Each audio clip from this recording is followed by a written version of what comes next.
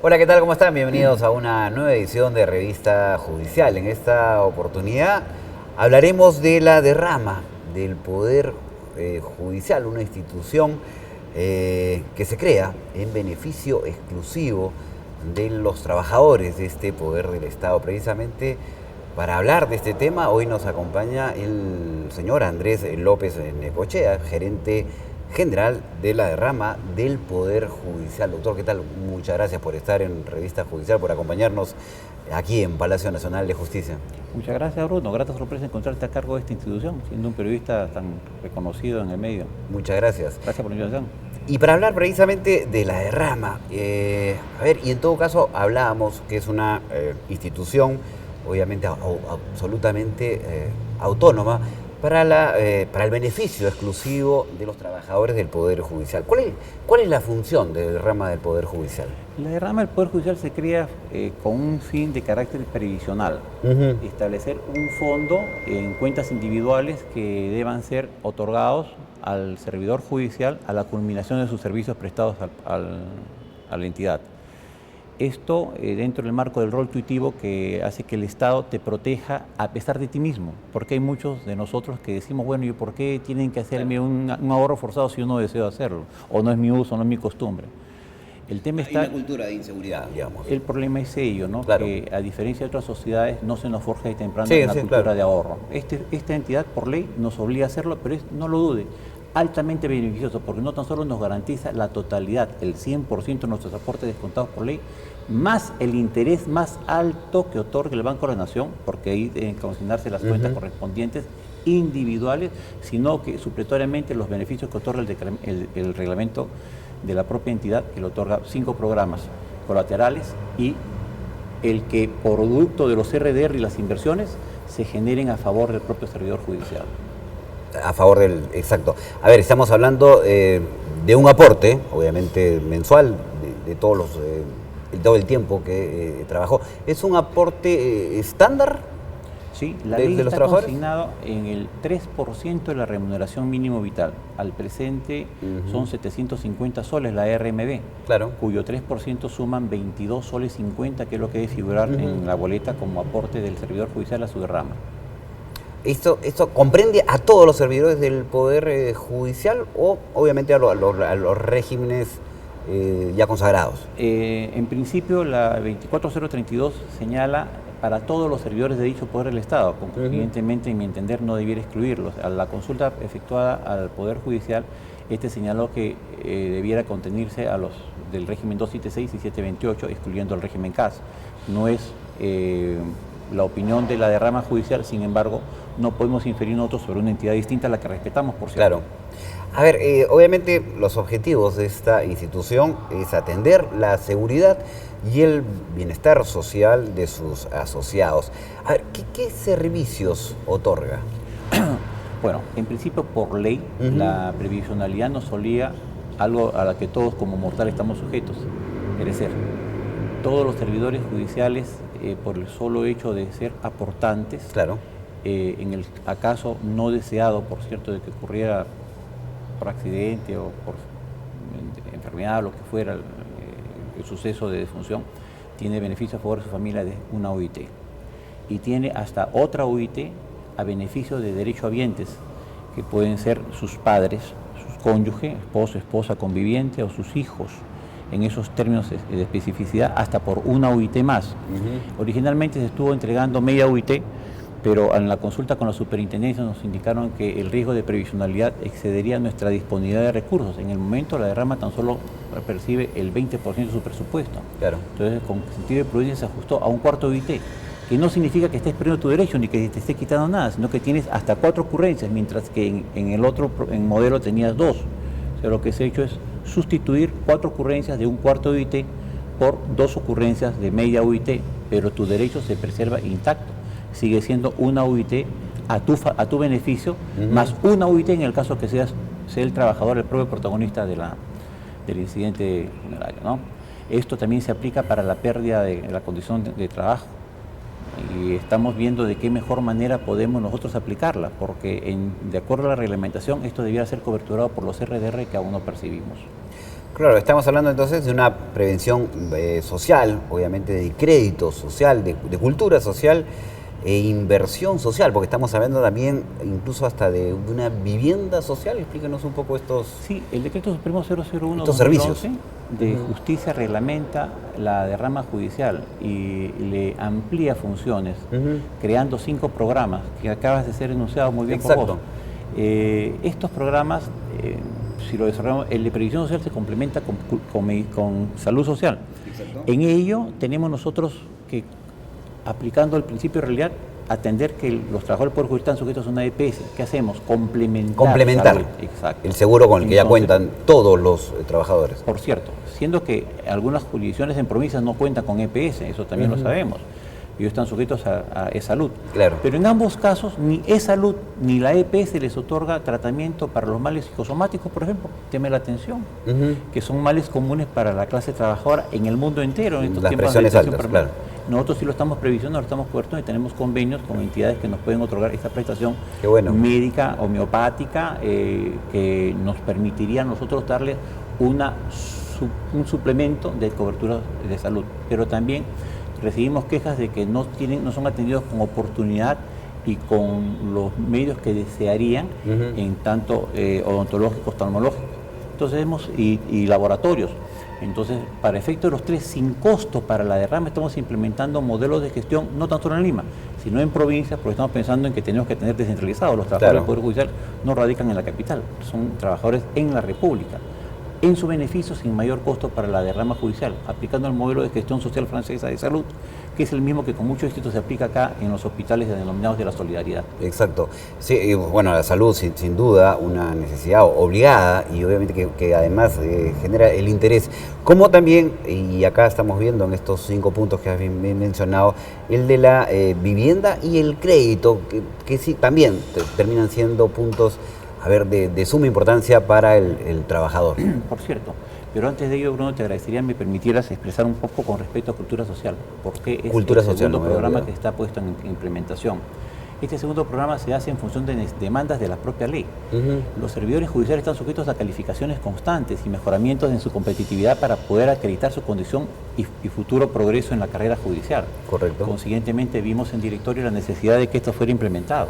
El fortalecimiento de capacidades está garantizado a pesar de que no contamos con mayores medios económicos, pero sí producto de gestión. Hemos hecho un ahorro durante un periodo y hemos podido invertir en una plataforma virtual que nos permite instruir los regímenes académico-pedagógicos de diversas entidades universitarias y de educación superior, peruanas, públicas como privadas, como extranjeras.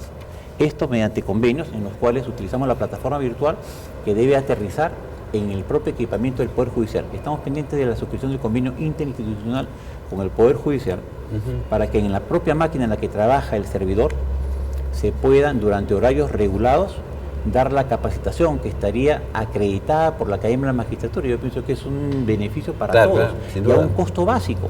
No invertimos, sino que estamos dándole la utilización supletoria a equipos en los que ya invirtió el Estado y que tiene el Poder Judicial a favor de sus trabajadores y para mejorar la calidad de prestación de justicia para la sociedad en pleno.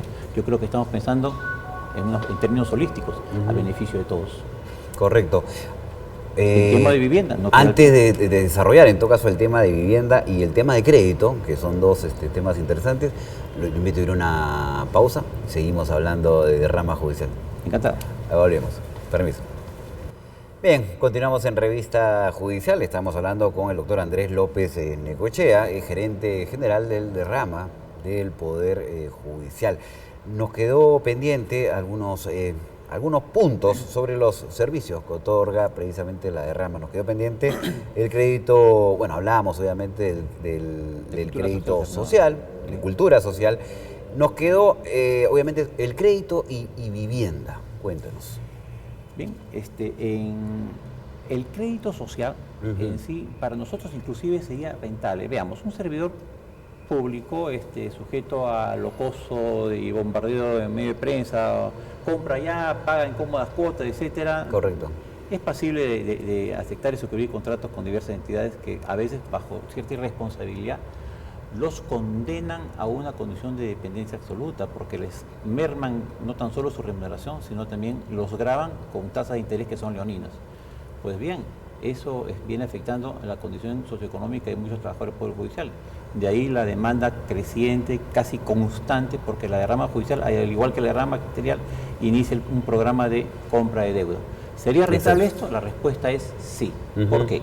Veamos, yo consigno en el teórico de tener una suma X, 100 millones, 100.000 soles, 100 soles. Correcto. Los consigno en el banco, ¿cuál es la tasa que me paga el banco por el ahorro a favor de la derrama judicial? 4%, 5%, 6%. Dependiendo. Magníficamente negociado.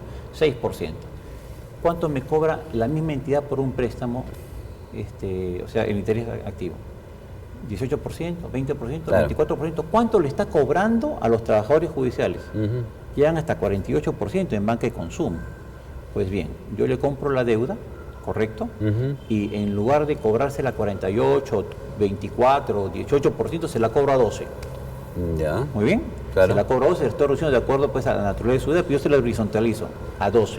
Con eso le estoy mejorando la calidad de vida. Sí, señor. Claro, sin duda. Porque le estoy ahorrando parte de su economía. Pero a la vez estoy mejorando mi capacidad de ahorro. ¿Por qué? Porque de lo que debiera yo ganar 6, gano 12. Es negocio para las partes, cierto. ¿Pero tengo dinero para hacerlo? La respuesta es no. Claro. ¿Por qué? No me trasladan los RDR. Pero yo tengo actualmente los dineros, los aportes descontados en planilla única de haberes. ¿Pero sería legal que el dinero de Bruno se lo preste a Andrés? La respuesta es no, no es legal. Imposible. Entonces yo lo que tengo que hacer es esperar RDR para poder atender las demandas que pudieran tener Bruno como Andrés. En esos términos, así que espero que nos ayuden todos para así mejor conseguirlo. Es a beneficio de todos. A beneficio de todos. ¿Este trámite en qué consiste? O sea, ¿por qué se demora?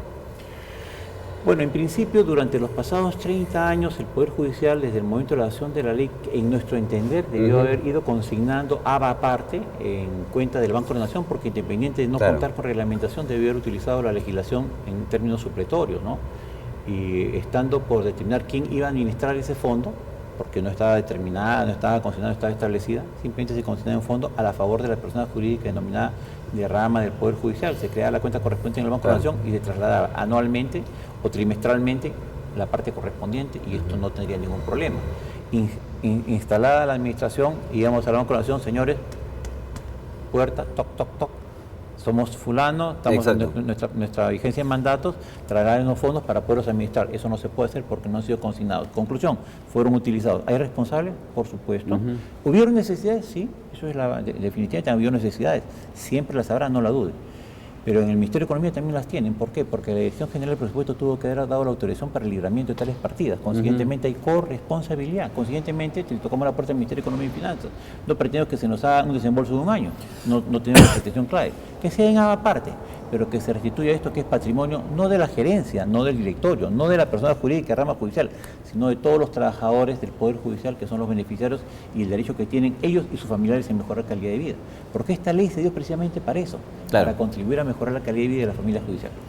A ver, el Congreso aprobó, porque estábamos hablando de una historia que tardó 30 años, como hacía mención, la derrama del Poder Judicial. Hubo un reglamento publicado en el 2011 y el Congreso aprobó el dictamen de ley acordado en la Comisión de Justicia, modificando el artículo, y esto entró en evaluación recién en febrero del año 2013.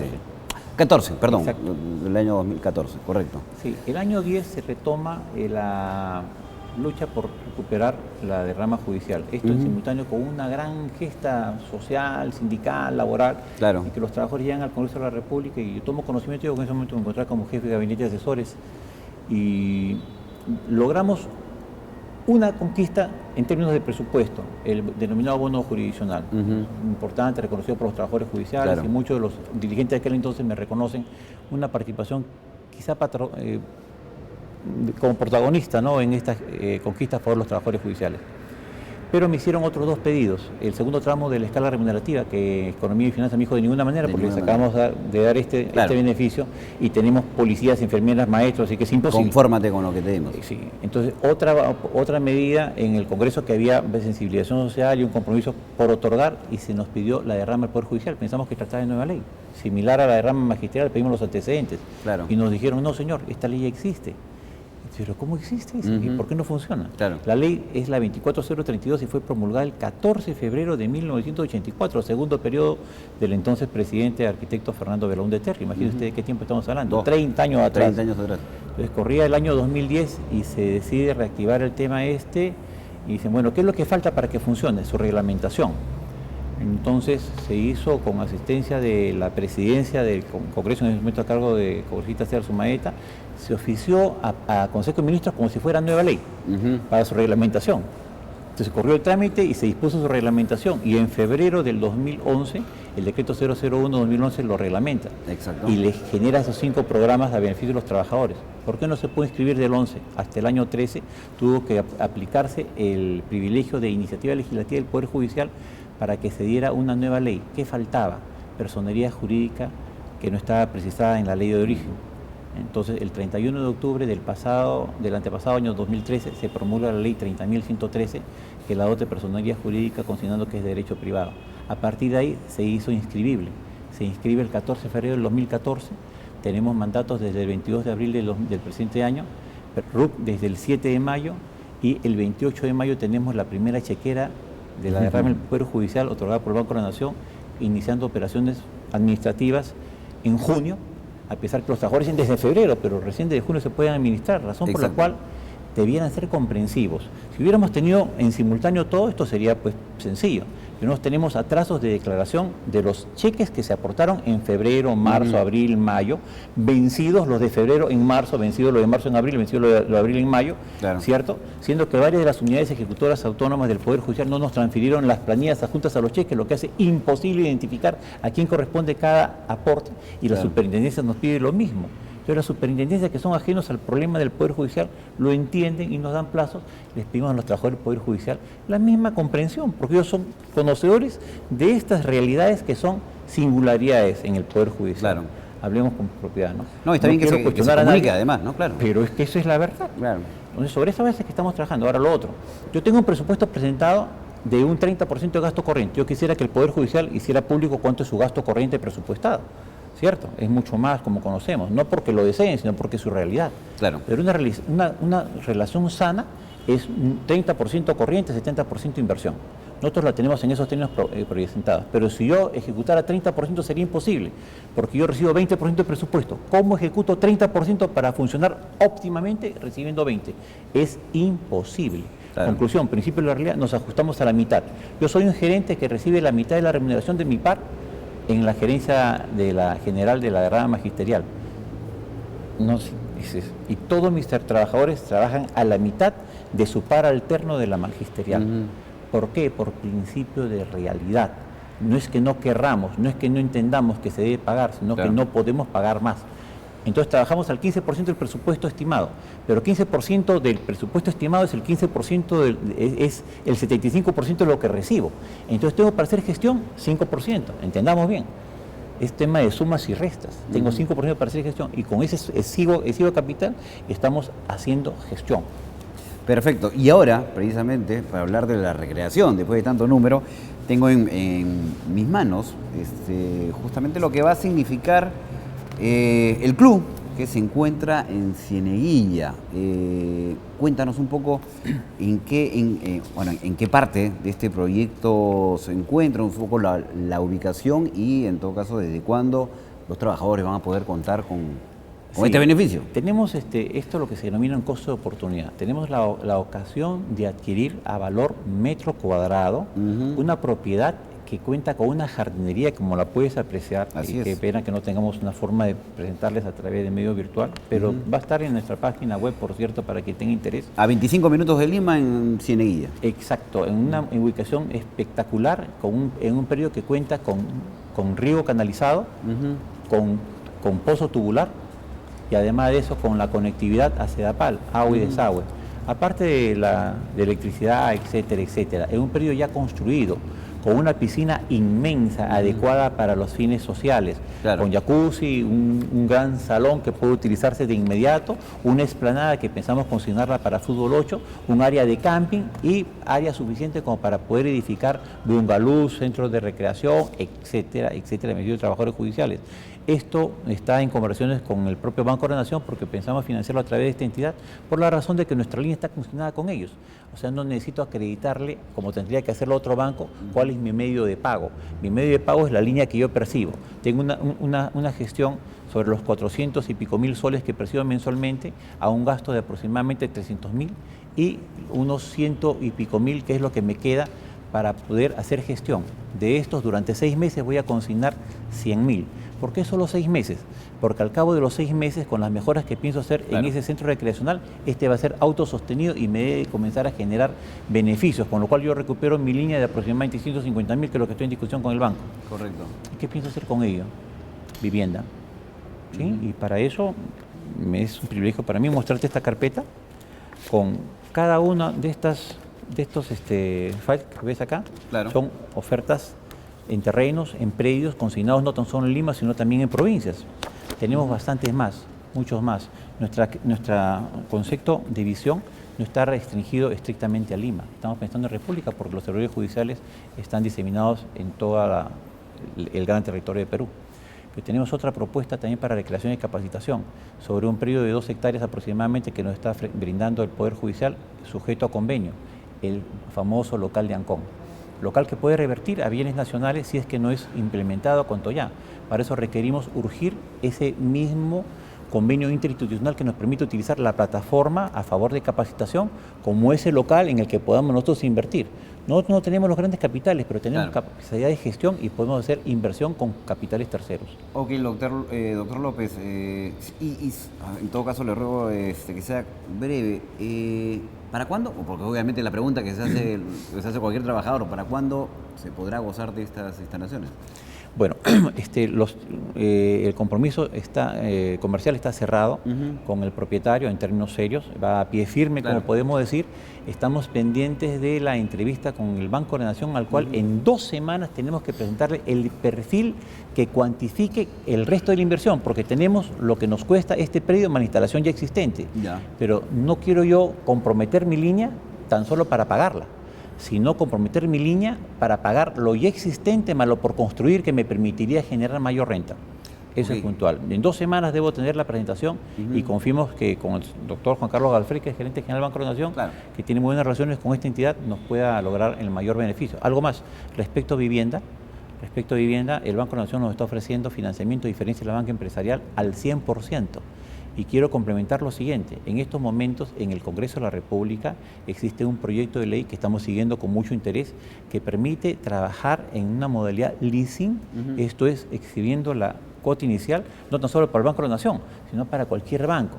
Entonces ya depende en mucho que los servidores judiciales se preocupen por mejorar su condición económica en el sistema y poder ser beneficiarios de ello. Que de nuestra parte cuentan con una herramienta de gestión en su beneficio que nos permita en el corto plazo, no a largo ni a futuro, en el corto plazo dar los mejores servicios de lo posible, prescindiendo de los recursos directamente recaudados, pero demandándolos, porque son, como repito, patrimonio de todos y nos ayudarían para hacer gestión en simultáneo, no poco a poco, en simultáneo en toda la República. Ok, Andrés, muchas gracias. Aquí tiene las cámaras de Justicia TV, obviamente, para esta comunicación con el trabajador del Poder Judicial. Muchas gracias, Bruno, y felicitaciones al sistema, que espero llegue en los mejores términos con la oportunidad pertinente a todos los trabajadores del Poder Judicial, para cuales le dedicamos nuestro mayor esfuerzo. Muchas gracias por creer en nosotros. Ok, muchas gracias. Continuamos en Revista Judicial. Ya volvemos.